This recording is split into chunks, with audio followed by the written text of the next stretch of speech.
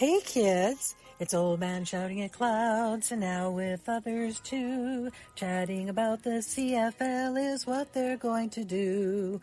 Some have no contacts and others have no clues. Everyone will tell us all their quirky football views. Hear what Old Man and others know. It's the CFL Outsiders show. Hey GT, what are we going to do this week? Same thing we do every week, old man. Take over the CFL. Okay, here we go. Hey kids, welcome back to another episode of the CFL Outsiders. I remain, as always, your 100% unbiased, completely impartial, and so happy to have football back, host Old Man shouting at clouds. And, of course, I can't do this on my own, so as usual, we have our panel of, talk to the Old Man. We have our panel of expert fans here. GT? How you doing, everyone? It's 4 o'clock in the morning here at 4 a.m., to be exact, here in Budapest. And I am recently awake, but still at it. I started drinking wine at 10 o'clock this morning, and now it's 4 o'clock the next morning, and we're now drinking beer. So it is what it is. But yeah, welcome to be back. I'm sort of the wonders of technology. Here I am. I've made it all the way around the world. I like it. So. You've surprised us. You didn't let any of us know about that. So wow, congratulations. Enjoy. So if I nod off or look even more droopy than normal, you'll know why. Okay. Yeah, if you just slowly fade forward out of the picture, we'll be fine. But anyway, of course, we're not good enough with just GT. We also have back MJ. Hi, everyone. I want you to know that I was so upset about the team picker for our podcast that I went and redid it on my own, and I got the Ticats. So order has been restored. Sure. Well, speaking of that, we start with a mea culpa from me. We're sorry, so sorry. Because, as we've said in the past, if we make a major mistake, we should point it out. And at the end of last week's show, I was completely kerfuffled and kept getting the Toronto coach's name wrong and ended up calling him Ken Miller rather than Mike Miller. So sorry, Mike Miller. If you turn out to be half the coach Ken Miller was, then that's actually a compliment. So we'll see from there. But I mean, that's just an egregious error on me, especially now that we are basically an Argos fan cast. Now that we're supporting the Argos, I can't be doing that stuff. Anyway, that was my mistake from last week. I didn't spot anything from either of you. You didn't make any, did you? No, I didn't think so. No one's pointed it out. Okay. Yeah. Nothing glaring that I got with the editing. So we'll move ahead with it. This is going to be interesting. I'll probably try and do the editing after tonight because I'm a bachelor for the next 5 days, I think. The goddess has gone off to visit a friend on the island, and so I'm on my own until Sunday evening. Be no problem getting through the football games and stuff. And before she left, she gave me this nice new full-color Saskatchewan Indigenous logo tee, which I'm not so big on the two-tone one, but the color one I love. So to celebrate the start of the season, that's what she's given me. I'll have to wear this to the at least one of the Lions games here in Kelowna and see how people react. All right, moving down the rundown then. We were going to jump right away to MJ. You caught last week, and it was just a little bit too late for us to get in the schedule, that Arlan Bruce has come to a settlement with the BC Lions. Yes, so this was quite the saga. If you don't know who Arlan Bruce III is, let me just quickly remind you, he is was a receiver. He played from 2001 to 2013. He's played with the Bombers, the Argos, the Ticats, the Lions, and the Alouettes.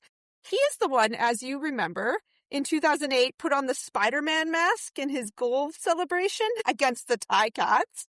Then, the next year, he was the one that took off his helmet, jersey, and shoulder pads in the end zone and laid down on the ground as a tribute to Michael Jackson. He was traded in 2009 to the Ticats for the rights to Corey Mace because he got into a public fight with one of the coaches, and on and on and on. But what he's now best known for, I think this is going to be interesting to see how this develops with the league. You can fact check this CanLee is a site available to anyone. You can go up there and look at cases that have been heard before any of the courts that have come to a decision. So I just hopped onto CanLee today to do a little the Arlan Bruce saga. So he is suing about concussions and effects of concussions in CTE. He's suing the league. He tried to sue the league and all the teams. So in 2016, it was in the BC Supreme Court, and he was claiming that in 2012, he was knocked unconscious and suffered a concussion. And then subsequent to that, in the November game, he also had concussion hits. And in 2013, he displayed ongoing effects of concussion, and the Montreal Alouettes staff cleared him to playing games. The position of the league in this court case was that he was an employee, and therefore he needs to go to employment arbitration, and you can't sue in court. Because if you can sue in court, you can get a lot more money than if you have to go to binding arbitration for employment law. So the court decided that he is entitled to arbitration, and the CFL just tried to dismiss everything. They're like, no arbitration, no court cases. Of course, no. Yeah. Nothing to look at here. But he was entitled to arbitration based on the 2014 collective bargaining agreement. So in 2017, they tried to appeal this to say, can I please sue them? And the Court of Appeal said no. And then they tried to appeal to the Supreme Court of Canada, and the Supreme Court of Canada declined to hear the case. So it goes to arbitration. And in 2022, the CFL tries to have arbitration dismissed again. And they said, no, you have to arbitrate this. So in 2025, they are going to arbitration. So the claims are as follows. The violations these aren't you can read through. Actually, his story is quite sad, and it goes into quite a lot of detail. Like, he was admitted to a psychiatric hospital and all these things that happened after. And it's actually very sad. You can read all of it on these court decisions. Look it up yourself. But the three violations they were worried about were: 1, the Lions cleared Arlan Bruce to play at the beginning of the 2012 season without physician medical clearance.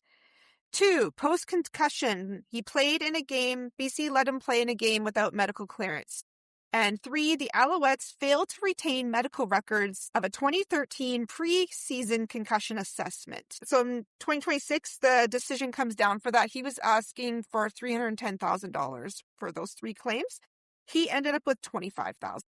So he got $10,000 for failure to follow up with medical evaluation prior to the 2012 season, and the $15,000 for failing to have medical clearance prior to allowing him to play. The Montreal Alouettes did not need to pay damages, so the other 2 are the BC Lions. We'll see how this goes because they are employees and because they're in a union and it's a collective bargaining. I think it's going to be hard for these players to get any sort of compensation if they sustain serious injuries. But CTE is an ongoing and very real concern for a lot of professional athletes. That's what's going on with Arlan Bruce III. Okay, well, as far as I know, correct me if I'm wrong, but I think this is the first time that I've heard of any sort of an award on concussion protocol or CTE, so it's significant. I did look up the Canadian Football League in CanLee to see if anyone else is, and there was one, I think in 2018, but there's no decision on it, so I couldn't find anything about it. But this is the first one where they've arbitrated that was in the books. The dollar amount might not be that large overall, but it's a precedent-setting thing. And frankly, if they were putting him in knowing that he'd had a concussion and not bothering to run him through the protocol, that's not good. Yeah, I don't know what the protocols were in 2012, and that might be the difference in the amount of money that he got. If there was minimum protocols and they kind of did it as much as they had to, or ran some sort of basic check, and or there were no protocols, then it might not have been. I don't remember as they evolved what year that was. But I think that may have something to do with the amount that he got. So. But because I don't think today, with the protocols that are in place, if you could prove that they ignored those protocols and let you back on the field, then I think you get a much larger settlement. Okay, that makes some sense. I have to admit I might have been talking out the wrong end of my cake hole there because, like you, I don't know when the protocols changed. It feels to me like they've been there for a long time, but then that's 13 years ago. So, well, we'll see if there's any further of this.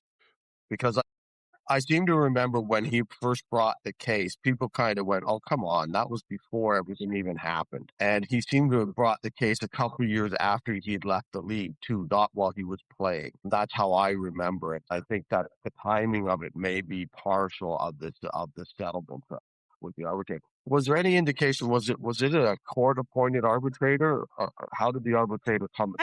Who was it? I don't know. Like, it wasn't through the courts, although it's a court decision, so it might have been a court-appointed arbitrator. I don't know how. I am not an employment lawyer, so I actually don't know. Yeah. But the CFL was not happy to arbitrate. They were really upset, and actually, the CFL Players Association joined Arlan Bruce on like the arbitration. Like when they tried to dismiss him, we're like, no, you will arbitrate this. I was going to say, it's obviously in the Players Association best interest to arbitrate something like that to maximize that and to support an alumni, so to speak. Okay, yeah.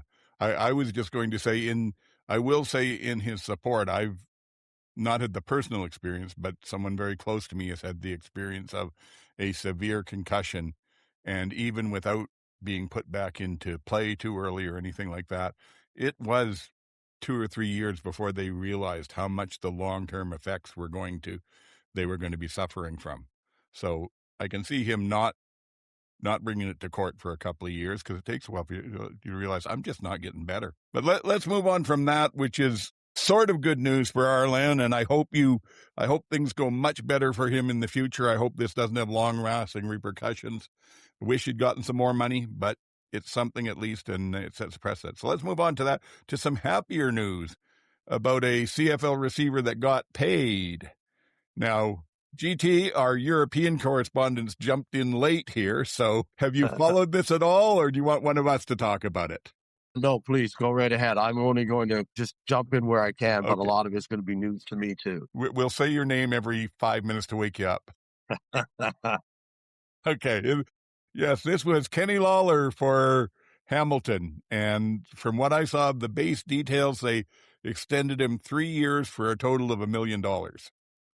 So that's $333,000 a year. That's pushing the receiver market back up there. It's the biggest contract for a receiver, except for that one shady one that the Argos did like 1 million years ago. Rocket Ishmael, who got his million or whatever, yes. But like I said, good for Kenny, but I could be wrong, but I didn't check. But looking back to the 3 Downs highest paid receiver list, I didn't think we had a receiver over 300,000 now until this. We didn't. So that's a significant jump back up again. It's also not guaranteed funds. So nothing guaranteed in it? Nothing guaranteed. And I think that's because he is injury prone. Yeah. I don't want to say that, but it's been known to happen a time or two. So that might be why it's not guaranteed. Look, was he due? Or is this just out of the blue? Why would he re-sign now? Why would they extend him at this point? Interesting. I'm not sure. Did he sign a 1-year deal or a 2-year deal when he came over last year? I don't remember. And it's just interesting that all guys at this point in time that they decide to renegotiate or renew his contract. 3 years, I think the 3 years is as big as the coin, because that's a long time in today's world, in any football league, and in this one in particular. So it's nice to see these longer term contracts that we've been seeing for 2 years extensions, but to make it a 3-year deal, that's pretty nice. Because look what happened to Mac. He signed a 3 or 4 year. I mean, so I don't trust anyone. I'm like, that's nice. We'll see. Yeah, none of it's guaranteed money. I agree with you, MJ. There's none of it's guaranteed. But just the mere fact that he got them to put a 3-year term on there is nice.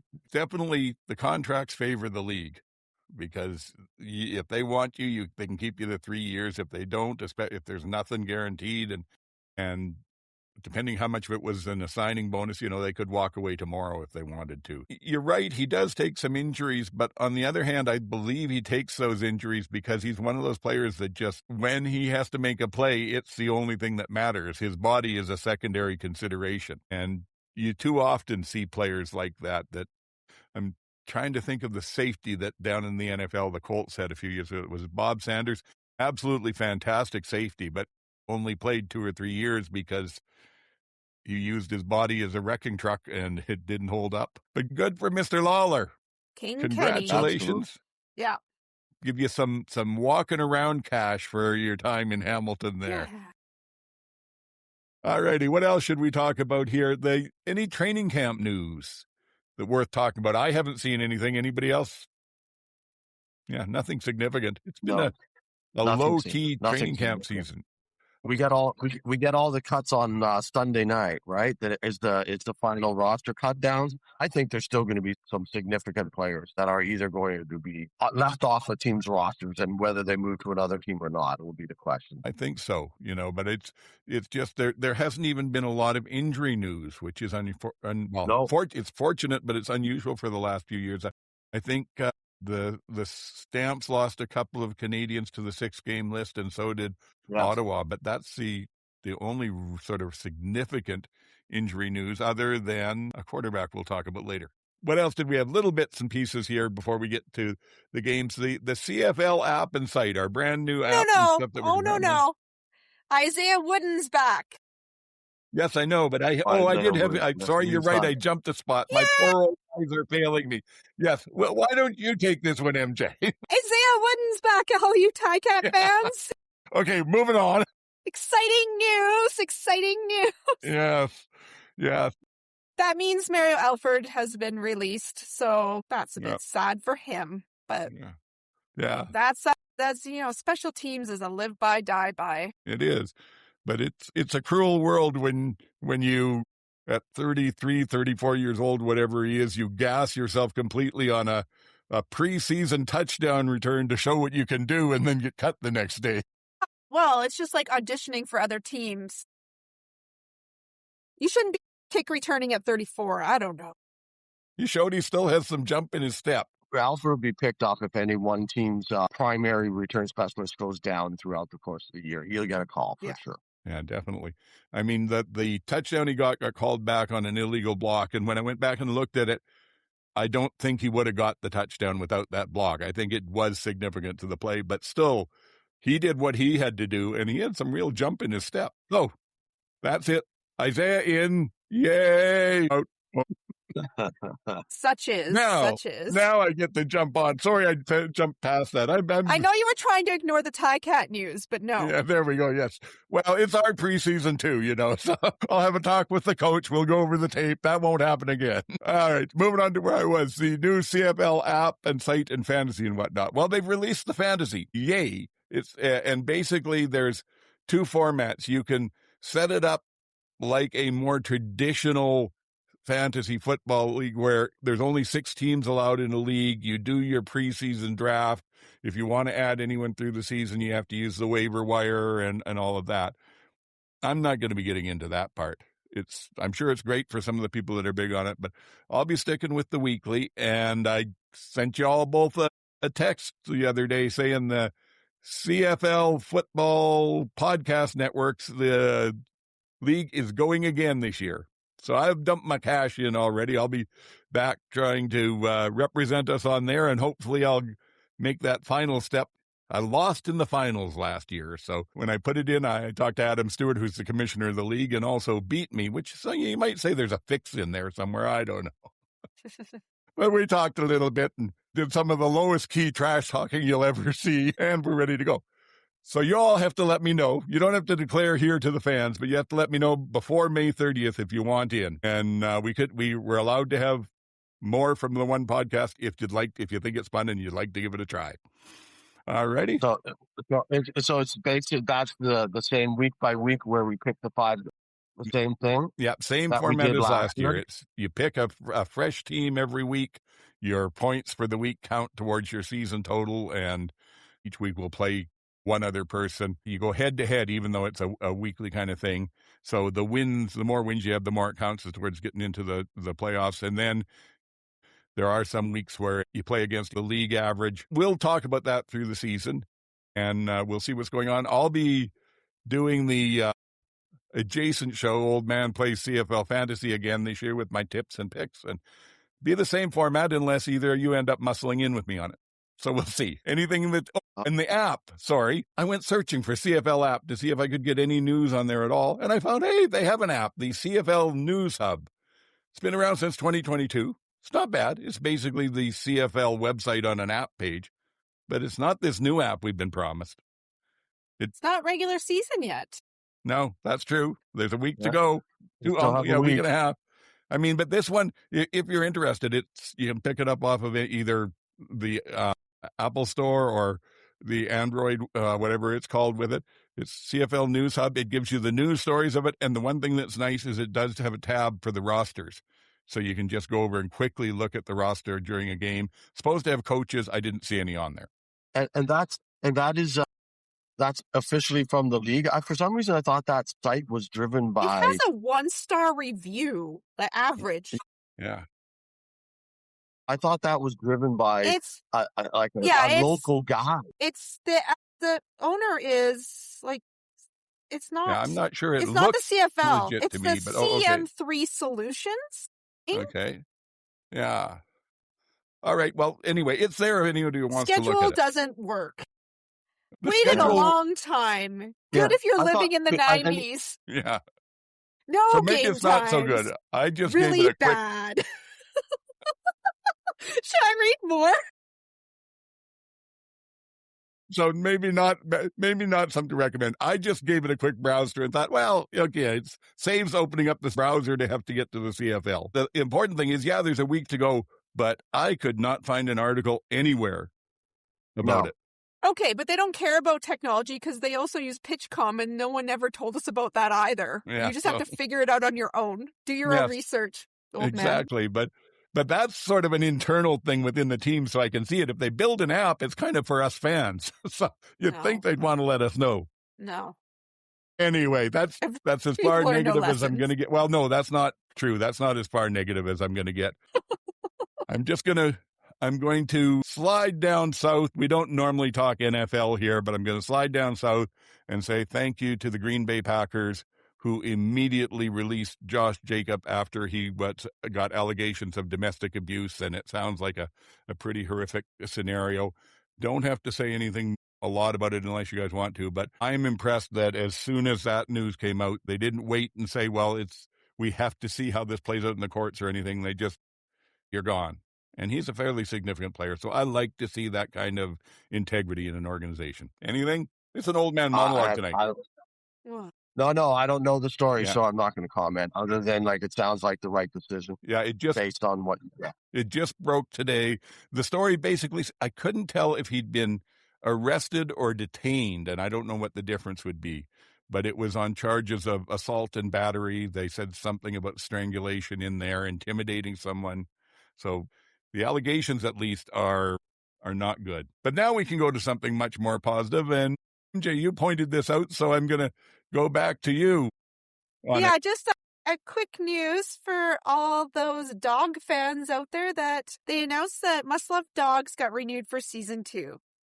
So excellent. I'm interested to see, because they'll be filming it through this season, how Brady's doing with Tommy Condell. And all the cute dogs. Yes. Well, that is good news. So season 2. Yeah, so it sounds like it's been pretty popular, so that's really exciting because what a gift for the CFL. Yeah, hopefully they get out and promote it a bit more. If it's popular enough to be picked up for another season, who knows? Maybe some of the bigger streaming services might pick it up. 3 Down Nation tried to interview Brady, and all he talked about was his Must Love Dog show to them. It was the best. Yeah. Hey, he's got a good probably 5-6 years left in his career, but it's never too early to start transitioning to TV star. Yeah, they were trying to ask him about football. He's like, well, I'm just focusing on my TV show. Yeah. Me and my dogs. Yeah, I loved it. It was great. Yeah. I'm not up to the end of it. I've got the last 2 episodes to still watch yet from season 1, so I will do that upon my return. There was an episode where all 3 of us in my house were sobbing. Dogs, they're just love them so much. Winnipeg has got a marketing possibility there that they should not miss. They should have on their website and maybe on some billboards around Manitoba, Brady there front and center, with a half a dozen of his rescue dogs and a bunch of his teammates behind him and just label it Brady and the Dogs. It would be, people would love that. I think I'd love that. Mind you, I don't know that I'm a typical sample. All righty. So good news for that. And another one, I'm going to throw an audible at the two of you, ask a question that wasn't on the show rundown. So for GT, this won't make any difference at all. But for MJ, it might. I was going to say, it's way too early in the day for audibles. Give me a break. Yeah. Go ahead. But I thought about this question and I forgot to put it on the rundown. And I'm curious about your opinions on this. If I say that a bankable elite rush end, somebody that you can pretty much looking at the season, you can say, barring a real surprise or a bad injury, they're going to contribute to their team. They're going to make a difference in the league right now.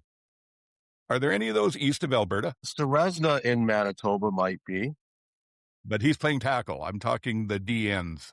Well, he plays both yeah, that's true. inside He and can play outside. outside. Yeah. So Hauser, after last year, whether he can come back this year with the same kind of year, he could be. I'd say Adedemi Berglund in Montreal is somebody that I would say is that. Yes. And I'm not sure. No, there's no one. I don't think there's anybody outside in Ottawa right now or in Toronto. So no, but I think there's a few guys east of Alberta. Yeah. I forgot another part of my definition I didn't put in there was also that they've shown they can do it with multiple coaches or systems. And again, multiple coaches. Yeah. So, but anyway, what do you think on that, MJ? Anybody jumps to mind? Berglund is the guy in the East, I would say. Yeah. I don't, he could be, but I don't put him up there quite yet. One more season, I probably will. Would the other you two put, that haven't really, right? Whitney McManus in that position? Sorry, not as an end, not as a defensive end. Make me laugh. Yeah. No. All right. You're right. Sorry, I'm trying to Google people's specific positions. Yeah. The other two that I thought of that have potential, but I don't know that you can bank on them yet, are Osai for Hamilton. He looked good in the preseason, and at the end of last season, he was really coming on. And then is it Chatfield or Chatterfield for Toronto? Chatfield in Toronto, yeah. Again, he looked really good last year, but he got injured, and he's had 1 year looking good. 1 year starting and looking good. Yeah. See, and I see both, again, Hauser for your definition, or Hauser, or Hauser, or however we are pronouncing his name now. But Hauser has been, he's been back in his in a whole new regime in Hamilton, and plus the previous regime, plus in Calgary. So I think that fits your definition a lot better than the two guys you just mentioned. Yep. And I think, honestly, I think you're vastly underrating Adedemi Berglund. He's a star. He just is, and he's 7 years in now, and he's been a star almost since he came into the league. And he's Canadian, which, again, that adds another level of expertise to it. And he's got eye black. He's got great face makeup. In fact, the whole team does it now. You've convinced me. I'll say this on both of them. I thought about Isaac Adem Berglund. So hard for me to even pronounce his name, and he has been good, but I didn't realize he'd been doing it that long. He struck me as more of a more recent one. So definitely, you've convinced me on that. And again, on Hauser, frankly, he just slipped out of my mind when I was thinking about this. But he does fit. He does. But I was looking at, because I started looking at that and saying, well, what have we got? Well, we got Betts in BC, we got Flo in Calgary, and we got Carney in Edmonton. And other than that, I was struggling. But you're right, Hauser should be in there, and maybe Adam Berglund. And you wouldn't put Willie in that list? Not now. He's lost a step. He's great at blocking on the line, but he's not a pass rusher anymore. Yeah, but he still had more. Look at those knockdowns he had. Like that alone. The knockdowns last year alone. So he's not getting pressure on the quarterback, but he's still disrupting play. He is doing that. And they still scheme for him specifically. Every team does. So if you're still doing that, that means you're affecting the play, every play, whether you're getting there or not. Yeah. I think you got to put Willie on that one. And how many times last year did I hear I think a pass interference thing where the trajectory of the ball changed because of Willie? Yeah. I will give you that, but I still say it's the other factor in this is his age, and this is bankable that you can count on this year. Can we count on Willie doing what he did last year, even with the backdowns this year? And as you get into the age where he is, I don't know about bankable, but that's okay. You want Mario Alford to be a returner at 34. I love Mario, though. Listen, it's the same issue. Yes, but I didn't say that Mario was a bankable, surefire returner. I just said that he should have a chance. All righty. If this was the podcast opinion, you guys would win because you outvote me, but this is personal opinion, so I'm staying where I am, and all the Winnipeg and Willie fans can go ahead, come at me with the comments. I'm ready for it. It is so much fun starting to get good comments in from the viewers and the watchers out there, so please rake me over the coals if you need to. All right. So that one I threw in at the end. The next one is something that normally you'd be talking about, MJ, because it's CEBL related. Do you know about it, or do you want me to go in and try and butcher the names here? I know about it, but you go ahead. I'll fill in. Because all that I know is basically saw an article, read it, thought this is great information. It is, tell me if I'm wrong, Rayanne Marcoux, okay, has been announced as the president of the Sea Bears, the Winnipeg franchise in the CEBL. I think it's great to see a woman getting a shot at a position like that. I don't know anything about her, and I'm really not a fan of basketball or the CEBL, but all the reviews seemed extremely positive with it. And the other thing, from what I understand, is she's basically, as far as fan engagement and revenue, she's taking over the flagship team of the league. When I saw it, they said the Sea Bears averaged 7,700 fans in the stands per game last year, and the next closest was, I think, the Vancouver team at about 4,400. Yeah, they are the best. They have the best attendance record in the. They put on a show out in Winnipeg. So she used to work for the Bombers. Okay.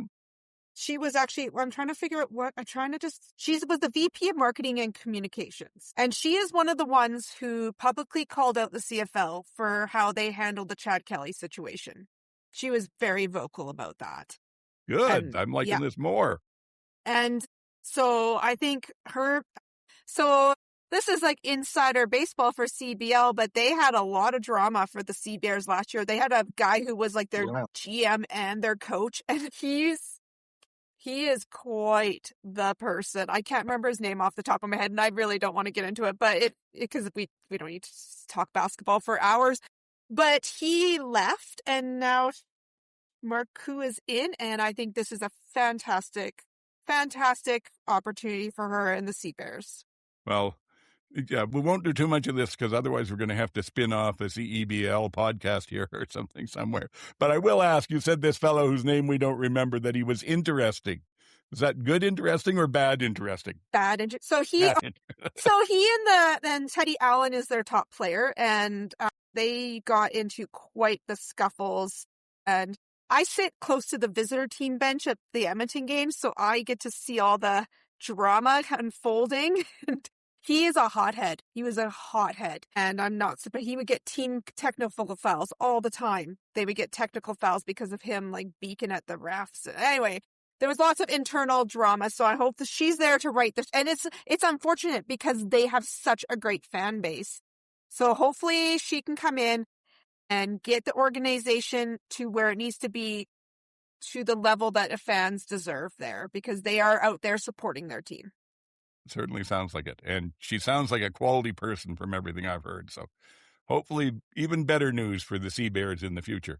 See, all the things I learned. I learned who the president of the Sea Bears was, and I learned there's a team, the Sea Bears, in Winnipeg today. So, oh, wow.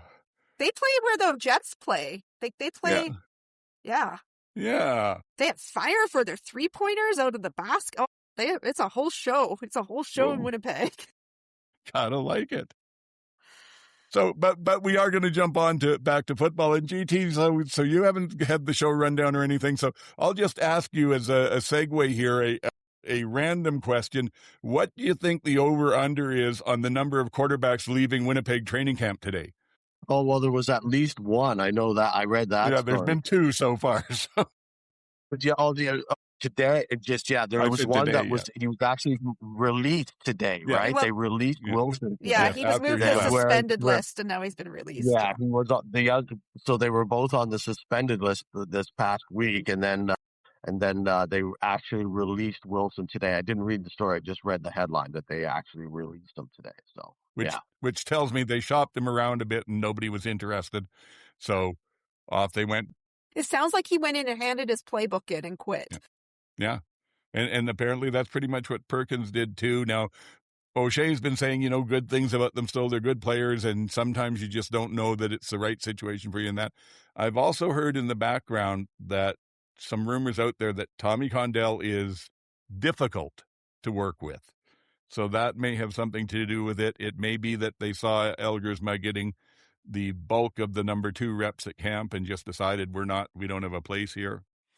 I feel like they've made Elgersma heir apparent without actually any proof of play. It does feel like not that I'm saying that Wilson and what's his face, other guy, are like the guy next. No. But from what I've heard, I don't think they had a fair and open camp in quarterback position. I think that's the case, and I can understand why. But again, it is what it is. When you draft somebody that high, going in, that guy's going to be there. They're not going to waste that high a draft pick without giving him every opportunity. So if you don't feel like you're getting a fair shake, so to speak, then you might as well just get out of town. Maybe Tim White wasn't catching their passes, because I just read an article saying that they're going to run the whole Bomber offense through Tim White. Yeah. And Tommy Condell's the new coordinator. Go figure. I was like, let's check in on Ticat and Red Black fans. Yeah, I don't know.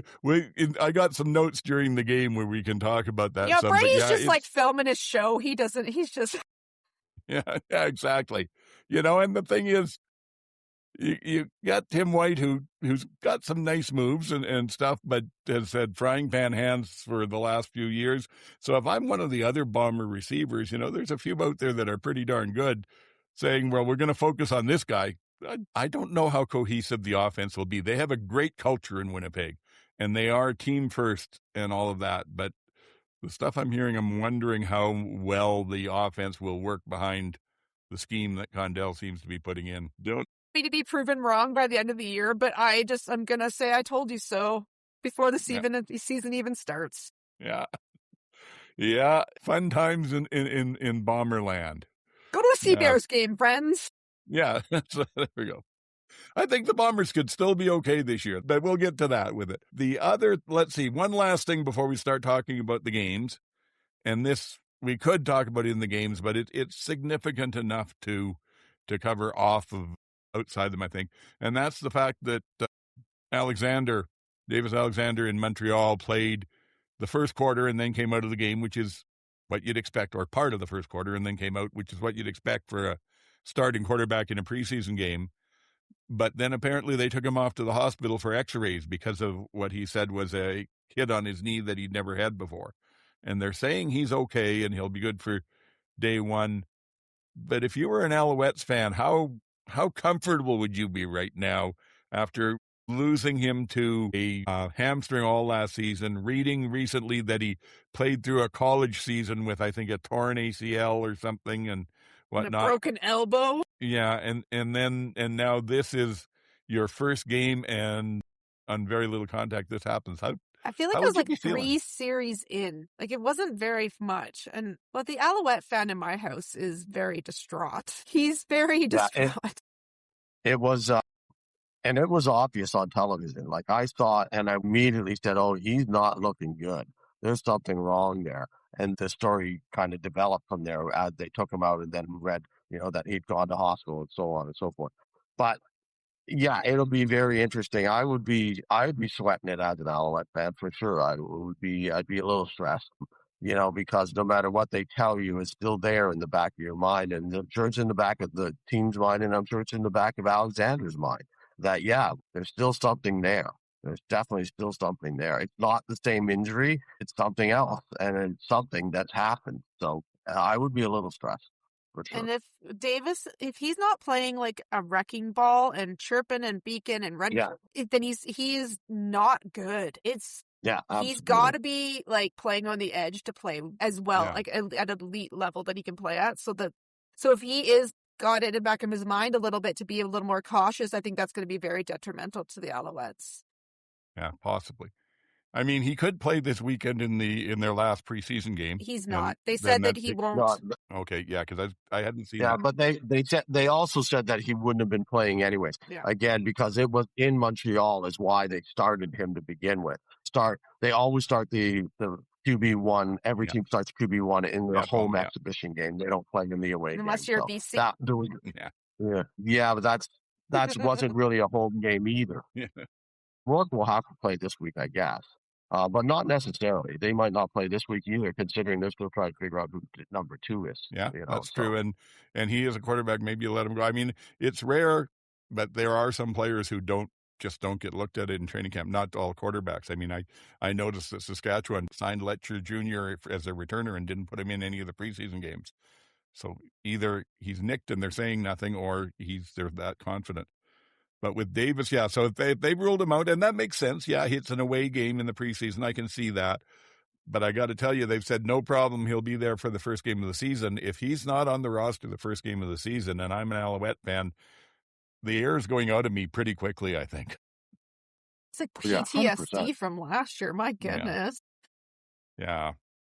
And we'll see where the Crumback world lives these days. Yeah, like Dustin really gambled right on this one, didn't he? Yeah, didn't he though? Yeah, because I don't know if you saw, you probably did. The 3-down article, he said he had offers from 5 or 6 teams and that there were serious offers from BC and Montreal, and he chose Montreal to go to. So, I saw someone commenting, I think it was on one of the social media today, going, well, Ottawa made a big mistake in letting Crum go.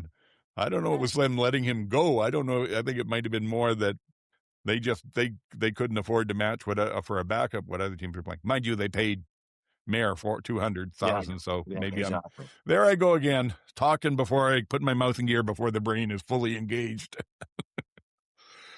All right. I think that's about it, other than going to the games where we can talk about them now.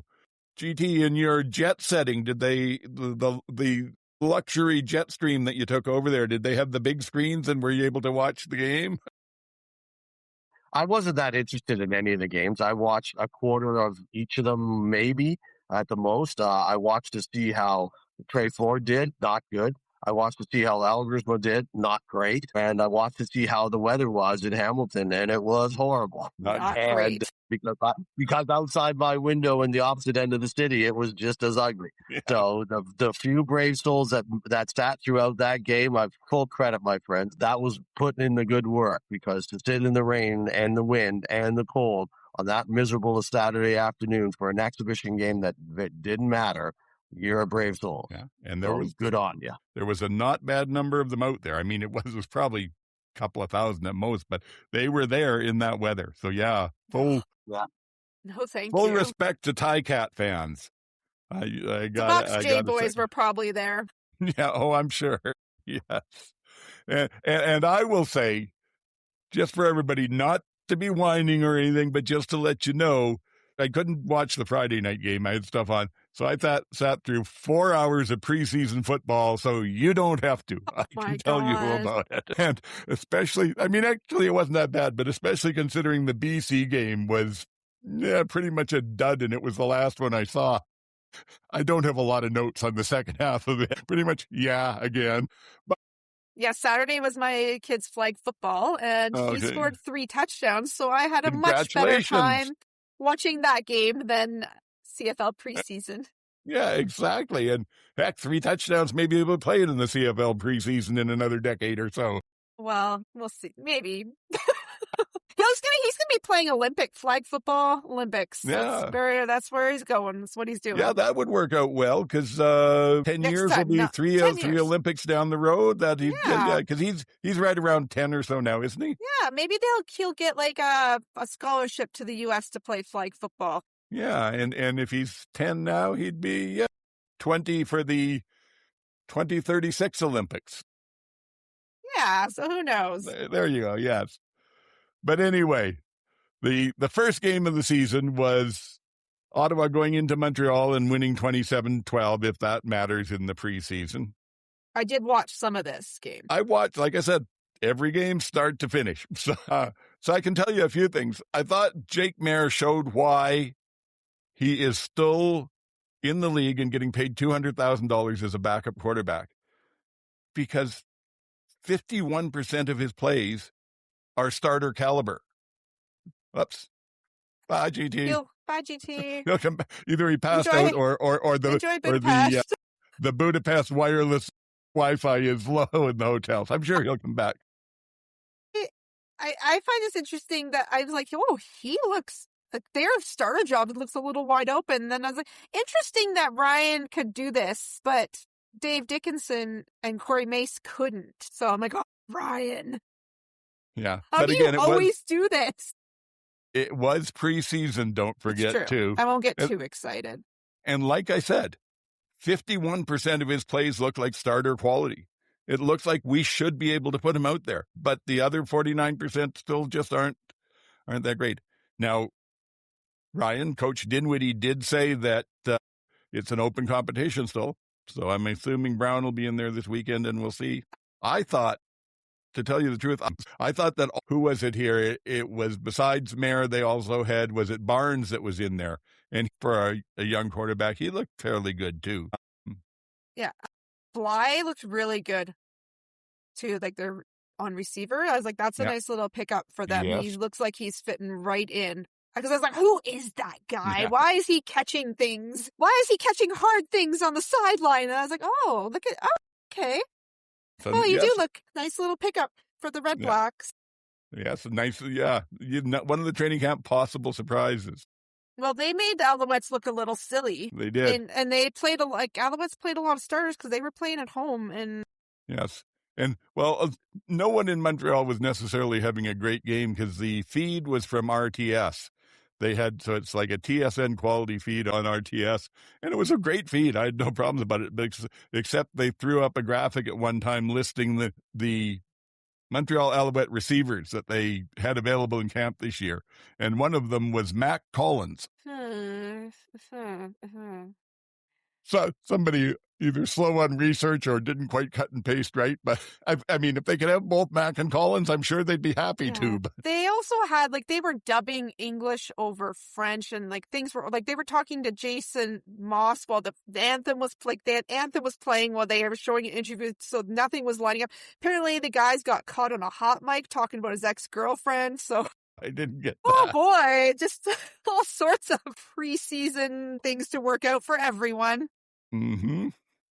Yes, and let's see. Also, one of the landing spots for Mario might not be the Red Blacks because they had this kid Stewart in who looked pretty good on the returns. He got one about 30 yards and said some very nice moves. And what else can I talk about? Oh, my title for this game was "You Can't Kill the Rouge." No matter how hard they... Somewhere Stuart Johnson is just fuming that there were two Rouges. Yeah, exactly. Oh, and the broadcast guys who were the Montreal broadcast radio team, they're right at the end of the half there was a missed field goal that the returner tried to take out and got tackled, and they were there about, what a terrible decision, and you can't have him doing stuff like that. And I'm sitting and thinking, well, first of all, it's preseason. When this return is done or he takes a knee or whatever, the half is over. So if they're going to score anything, it's him getting a good return. And give him the free rein to try it in the preseason. When else are you going to see it? So I didn't think it was a bad decision, but they were. Hey, let me tell you a little story about other preseason, because in baseball, pitchers will throw the same pitch 5 times in a row to a guy because they're working on it. Yeah. And no one cares.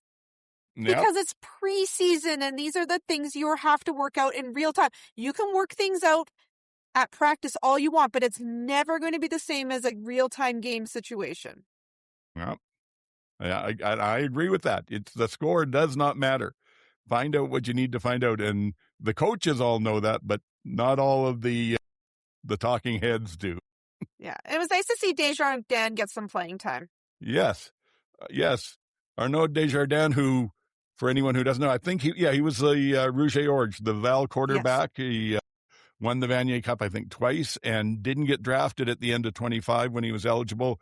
So when the Alouettes decided two of their American quarterbacks weren't going to do it and got rid of him, they called him up and said, come to camp. And apparently he was working as a lawyer and worked it out with his firm to drop that and came into camp. He had probably 2 or 3 practices, and frankly, he was the best-looking Montreal quarterback out there. I mean, he looked poised. He looked like he knew what he was doing. I forget. I think he was like 7 for 8 or something. I should have checked those stats, but it was pretty good. And his only incompletion came when a bit of a scramble, and he tried an impromptu shovel pass to a running back who turned his back on him as the pass was coming there. Other than that, he was perfect, and I hope he gets to stick. A lot of knowledgeable football people are saying he's really just a camp arm. You know, they've got who they want. They've got Alexander, they've got Crum, and they've got another kid who's injured right now, and they're just trying to get till he comes back. But I hope Desjardins gets a try. Any thoughts on that, GT? Did you get to see any of it? Are you still awake? Hello? I don't think his Wi-Fi is no. Yeah, hotel Wi-Fi. Hotel Wi-Fi. Only feel marginally sorry for him, though. We're getting great visuals of you, GT, but no audio if you're hearing us. No audio at all. Yeah. And I told you guys in the email earlier today, I went and redid my whole network, so we shouldn't have any problems on this end. You've been good tonight. This is not on you. Great, but I'm not in a hotel somewhere in Budapest, or maybe it's not a hotel. Maybe it's the back room of a party club that he's just gone to between. Okay, well, we'll give him a chance to come back in on things if he gets that straightened out. You got anything else on the game at all, MJ? Or? No, that was honestly the only one I watched. So I had a few notes. That was it. All right, so it will be a soliloquy from Oldman for a while until we get GT back in here, because we'll go on to the second game of the weekend, which was Toronto 20 and Hamilton 10. And this is the one I'm affectionately calling the Blob Bowl, because the rain was apparently basically a hurricane setting. And the rain was so bad they could not keep the cameras dry. The camera with the long shot, every time you had a shot from it, and they used it a fair bit, what you saw was a bunch of round black-colored blobs and whitish blobs, and you couldn't see anything else at all. And that was the TSN game. That was the one from the broadcaster. So we were trying to stream it in between my son's games, and we're like, oh, forget it. And then we tried to stream the BC game, and then the video quality was also very poor. So we're like, forget it. But I do feel bad for all the players on both teams, because it's hard to showcase, especially if you're trying to make a team. You can't showcase in a game like that. Yes. In those kind of conditions. It's too bad. Yes. It's kind of funny. That's one of the notes that I made for myself. I said, what I learned from TSN this weekend, it's impossible to evaluate quarterbacks in bad weather games like that. There's no way they get a fair shot of what they can do. So you just burn the tape, unless they're Chad Kelly, in which case you can say, well, he's the obvious MVP for the season. He is looking better than he ever did. Apparently, he's the $6,000 man. They built him back better. He's stronger and more mobile and faster than he was before the injury, is what they're saying. And, we might as well just hand the Argos the cup right now. That was my takeaways from TSN. 2026 rehabilitation tour has commenced. Yes, it has. And I mean, I'm generally a fan of Lapo, but he was... it appears that they were given the direction, pump up Chad Kelly. Toronto needs fans. Toronto needs, so. Biden is making people mad. Yeah, exactly. I mean, he wasn't great. He was 3 of 7 for 29 yards. So sad. And I've heard, again, people defending him going, well, but you look, there were a couple of drops. You can't put that on the quarterback. I'm sorry, when you're playing in a monsoon and you're throwing full heat at a receiver that's 10 yards away, I can put that on you. I have 3 hopes for Chad Kelly this year. I hope that every time on the field, he is 1, sacked, B, throws an interception, and finally, if none of those 2 happen, I hope he throws an incompletion. Yeah. Those are my hopes for him every time he is on the field. Yeah. Well, maybe 3 down will treat him like El Charisma, and you can go every game and get a pass-by-pass breakdown in the article. Honestly. That's what they did for the recap of the Winnipeg game. I heard a lot about that. Whatever guy that you guys weren't so high on starts with an S. Shagger. Shagger. I heard a lot about him this week as well. Yeah, I did, and I've got some stuff to say about him when we get to the game. Anyway, this is a burn the tape, or is this a how do you handle May regular season? Maybe this isn't a burn the tape game. Maybe this is exactly the tape you should be looking at because this is how games are going to be going forward. Yes, I agree. But let's see another game. Let's leave that and jump back to sort of where we were finished off. Yeah. Well, I still had a couple of things that I just wanted to mention. As GT said, unfortunately, Trey looked terrible. I didn't actually see it. That's too bad for him. I think he was 2 of 8 or something like that, or 2 of 10, and just did not look good at all. But for the Hamilton defense, Stubblefield, who, they got last year, he couldn't play the first half of the season. He was coming on. He looks like he's come back in ready for bear. He was making plays out there. So, yeah, I think that should give you a nice big smile. Yes. That looks good. Okay.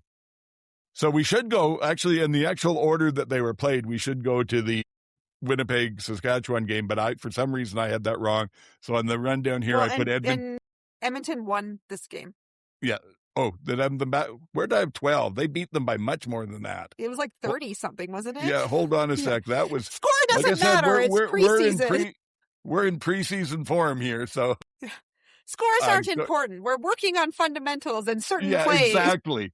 Like I said, we'll watch the tape here. I'm gonna actually type this in the CFL schedule for 2026, and we'll see where I got wrong on that one.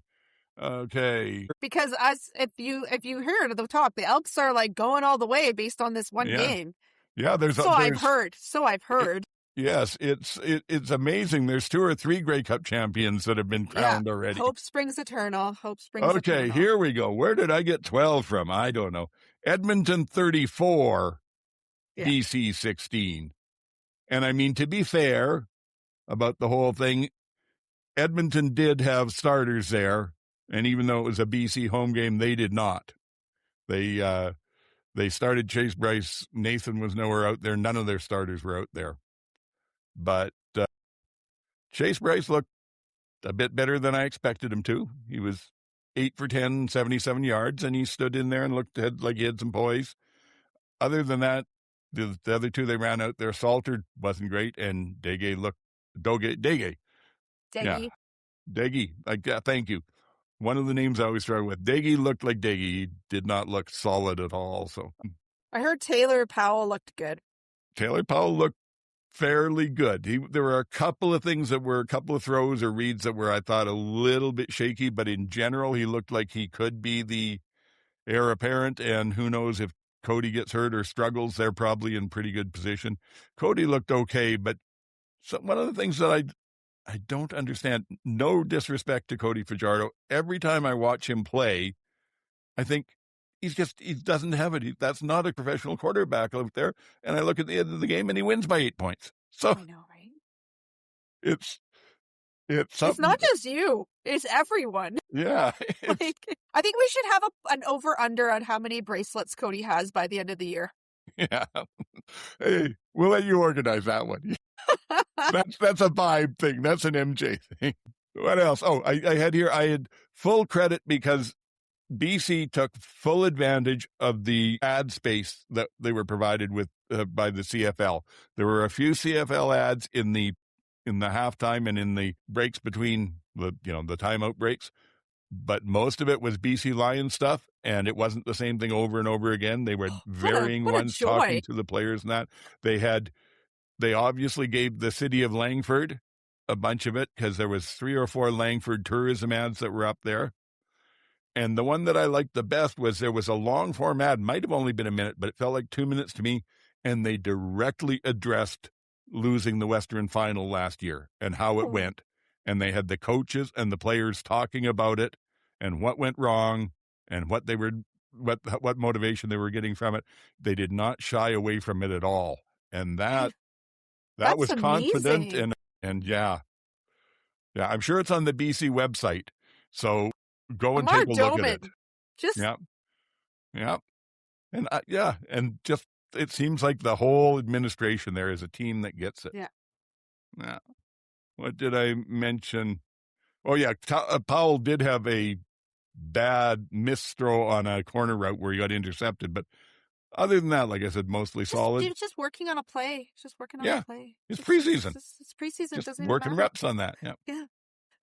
Snyder, when he came in for Edmonton, looked like a third string. He looked like, if you absolutely had to put him in the game, he'd play, but I don't know that he's ready for stuff. Nate DeMontague, I believe I'm pronouncing his name right, he was the first round pick for the Lions, 7th overall out of North Dakota.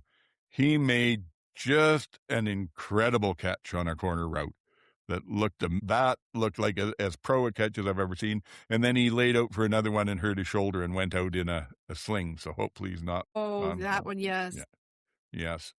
Oh, I should go. Actually, call an audible, popping back to the other game, we're still in the same game. Boy, I'm in preseason form. On the Edmonton side, Victor Benjamin made a catch on the sidelines where he had to go up, and coming down, he basically turned himself into a pretzel to somehow get a foot down. And that was some athleticism. That was a play that I went and played back about 3 times. I think they were also a little on the mission because apparently the word on the street was that they were having a terrible offensive training camp. Yeah. Even Cody said that. Yeah, and it was just like they were getting some bad press about it. So I think they were there to show up and show out, right? Like, fans are disgruntled enough in Edmonton. You can't make it worse. Exactly. So go out and put your best foot forward. And yes, Cody was doing his bipolar act the week before. Came out one day with the quote, we've got a Grey Cup caliber roster on the team here. And then the next day said, our work in training camp is embarrassing. Yeah. What else did I have? Oh yeah, just on basically rookie stuff. Kyler Kettle, who was the Elks 3rd round, 21st pick overall out of the U of A, also made a couple of nice plays, including a 58-yard pass and run at the end of the game for a touchdown. And I didn't think he was going to get in the end zone, but apparently he runs faster than he looks like he's running, or the DBs were really slow, because somehow I didn't think he had the corner, but he got in, and nice to see that happening. And then the other one that looked good to me was Isaiah Knight, who was back from 2025, was one of the draft picks out of UBC, and he looked very good. But I'm wondering, if he's good on special teams, he's probably going to keep a spot, but will being Canadian hurt him when they're starting an American at running back? And will they maybe not want a Canadian at backup? Any thoughts? We'll see. I do have a question for you about the field dimensions there, because I heard that one of the end zones was the 15-yard end zone. Yeah, if that. It might have been about 12. How did that look on camera, though? Weird. Yeah. But for preseason, I'm okay. It'll be different for next year. I don't know. Yeah. It certainly does give you a lot less room to operate back there. Yeah, it's a lot less in the back. Well, yep. Yeah, those high throws to the back of the end zone, I guess, will still work. With the toe in, like SJ Green, toe in, exactly. Back of the end zone. But you're going to have a lot more DBs closer to you when that happens. Yes, you are. Okay. All right. Any other thoughts? We've got to carry on without GT. Oh dear. Yeah, he said that this phone won't let him reconnect, so it's just you and me for the rest of the ride. All right. Sounds good. I'm glad he got here for part of it. I don't know if it's a phone error or an operator error, since he said he's going to wait for 24 hours. Yes, as someone who just did a European trip earlier this year, I can tell you that time change is quite the doozy. Yeah. Okay, well, let's jump on then to the Saskatchewan Winnipeg game. Winnipeg 27, Saskatchewan 31. And I got to say, this is a preseason game. It includes basically a 2-minute scoring drive by a rookie quarterback to give the Riders a 4-point lead after they fell behind. And then it's down to the 22nd mark before the the Riders defense picks off whoever was playing quarterback for Winnipeg at the time. I think it was Bryce Perkins. Yeah. They picked him off on a throw. Not his fault, really. It's like, you're behind. You've got 20 seconds to go. You got to try, and he threw into traffic. But that's Riders football my whole life, and they're doing it in the preseason now. I don't know if I'm going to have to worry about whether I like the 2027 rules or not. My heart might not make it through. They're still doing that, and especially when they play the Bombers. Oh, yeah, they're just working on plays. Yep, that's all they're doing. Yes. So I made a note to myself here. After we finish with this, we'll get into our obligatory 30-minute discussion on Taylor Elgersma. I can't believe it. Like I said earlier, John Hodge literally wrote an article that had every play he ran documented. Where is GT to rant and rave about the rider bias, the bias? Well, this was a Winnipeg the algorithma bias, the algorithma bias. Yeah. I didn't say it at the start, but I was thinking to say I'm in a bit of a mood because I really want us to talk about something other than quarterbacks, and especially other than quarterbacks named Elgersma, Kelly, and Rourke. We don't need to talk about any of those three. Yeah, Rourke didn't play. No. I am happy to never talk about Chad Kelly and Elgersma. We can just, you know what, go read the 30 Down Nation article if you want. Yeah. If you didn't see it, you can certainly relive it in your imagination there. Yeah. I will say this about Elgersma. He didn't look good, but there were flashes of talent that let you see why people are so high on him. He threw a corner route to, I think it was, do I have this marked down here?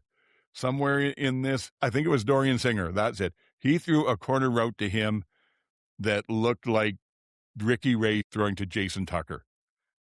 You couldn't have thrown it better. It was perfectly timed. So he can do it. He's got the skill set. And what I'm hearing people talking out of camp there, and everybody's going to make the best of it. But basically what they're saying is that he's just pushing too hard. He's wanting to prove what he is, and he needs to just settle down and play football. So maybe by the end of the season, maybe he'll be ready to be a starter next year if Zach isn't back, in 2027 when everything changes. Like I said, he looked good, but not, sorry that we're not going to do the 20 minutes. That's it. 3 minutes here, we're done. I heard Brady didn't have anything going, and well, Brady didn't really get a chance. I think they gave him 2 or 3 carries, and that's one thing. The Rider defense still looked like the Rider defense. Nobody got much in the way of rushing yards. I didn't. Well, and take Tommy note of what the Condell total doesn't was. rush play. Doesn't. Well, that's the other thing here. I did a look at the play count on it. See, I'm making myself jump all over the place here now. Play count. He had 26 passes and 20 rushes, which sounds incredibly balanced for Tommy Condell. Until I looked at it, and 7 of the rushes were by quarterbacks scrambling. Scrambling. So really, it was 26-13.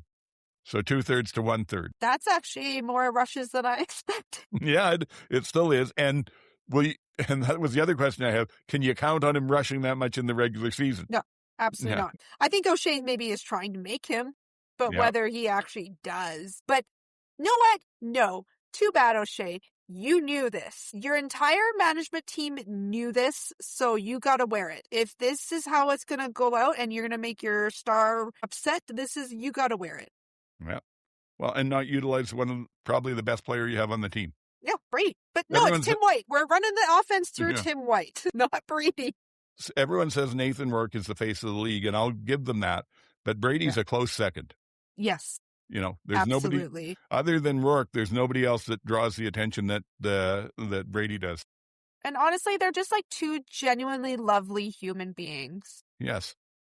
But even outside of that, why they could be wonderful human beings and not play football? And I'd say, okay, so you don't play them. But Brady's a fantastic running back.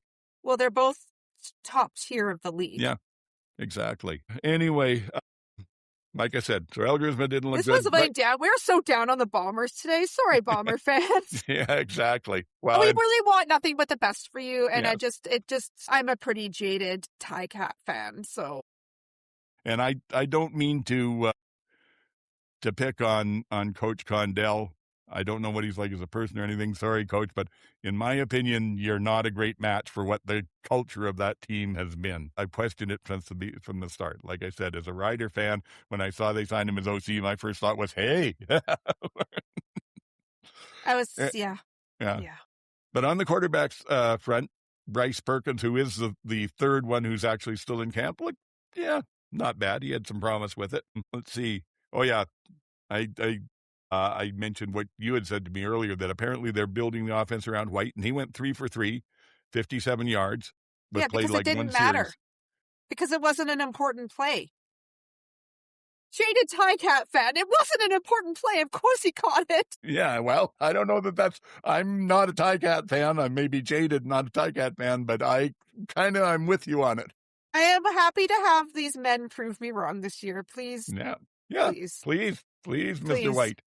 Yeah. Entertain us. Show us great things. But until you do, I'm not sure. So let's see here. What else did I have? Both teams basically have, I know the two of you beat the hell out of me about not calling Willie an elite defensive end, but I don't think he's there. And I don't think James Vaughters for Saskatchewan, I think he's good and he can hold down one side, but I don't think he's elite. And they both have questions on the other side. And I didn't really see answers on the game. Nobody from Winnipeg really jumped out at me. For the Riders, Justin Weaver and Desmond Evans looks like they're probably the front runners to make the team, but not making me feel good and solid. They looked really, really good against the run. Their pass rush did not look great.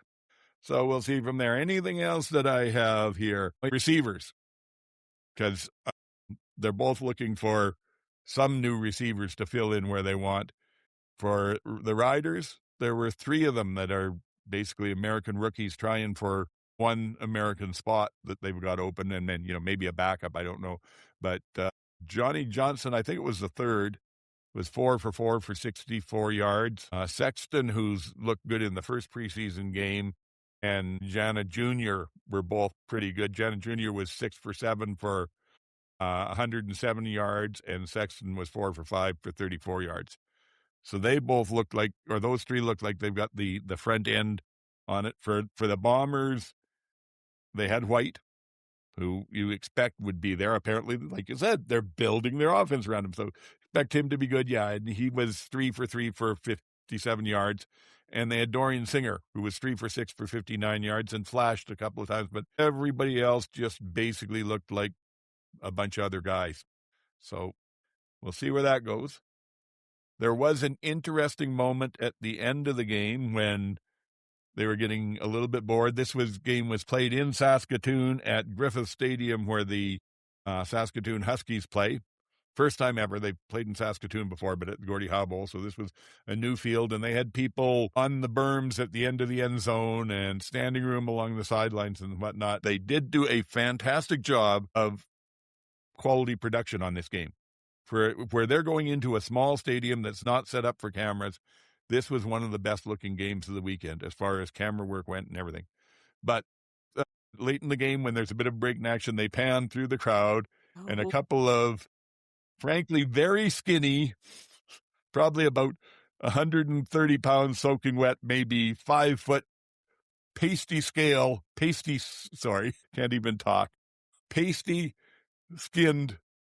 farm boys see the camera coming at them and decide, now's the time we've got to rip our tops off and slam back a beer. When in Saskatoon. Yes. That's a moment that if anybody keeps the video for you, you will be embarrassed about for the rest of your life. In Saskatoon. Yes. There are people who should flip off their tops and start posing when the camera hits them, and there's people who shouldn't. Oh, all right. I'm not getting into this. Well, men. I'm not commenting. Okay. Boys, I hope you had fun at the game. Yeah, exactly. Tarps off. Yeah. Sun's out, guns out. Yeah. Yeah.